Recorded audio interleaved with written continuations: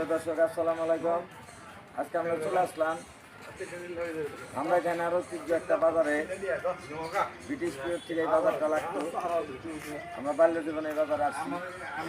আমার কবিরাজ এই বাজারে বহু স্মৃতি জীবনের জড়িয়ে আছে। এই বাজারে 7টা বট গাছ আছে। এক একটা বট গাছের বয়স 500-600 বছর, 1000 বছর। এই বাজারগুলো এখন মরে গেছে।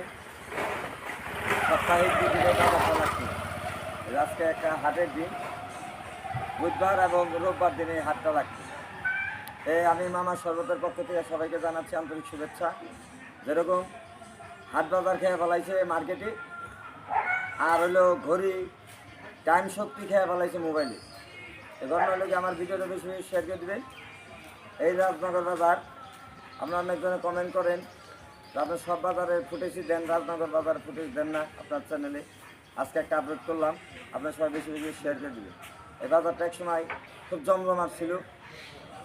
সাপ্তাহিক 2 দিনে এই বাজারটা লাগতো, হাট লাগতো। বিভিন্ন স্থানে এখন মার্কেট হয়ে যাওয়া এই বাজারটা লাগে না। সরকারিভাবে আগে ডাক হতো, এখন হয়তো ডাক নাই।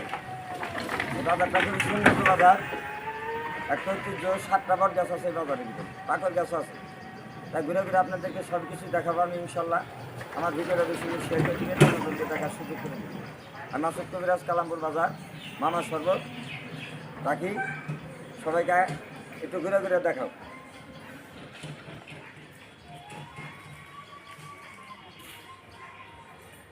ডাইনে বামে দেখাও। গাছ গাছরা তরুলতা এখনো পৃথিবীতে সত্য, তখনও সত্য। এইসব বাজারগুলা এখন নষ্ট হয়ে গেছে। আগে প্রচুর লোক হইতো, সকাল থেকে গুম গুম করতো এই বাজারটা। এই বটতলা বাজার লাগে বিগত বহুত বছর যাবে, ব্রিটিশ পিরিয়ড থেকে রাখি।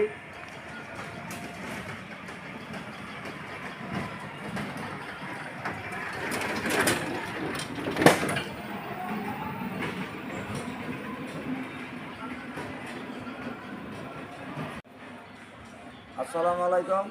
আপনারা ভালো থাকেন, সুস্থ থাকেন, এই কামনায় বিদায় নিচ্ছি। আমি মাসুদ কবিরাজ, কালামপুর বাজার, মামা শরবত, ধামরাই, ঢাকা। আসসালামু আলাইকুম।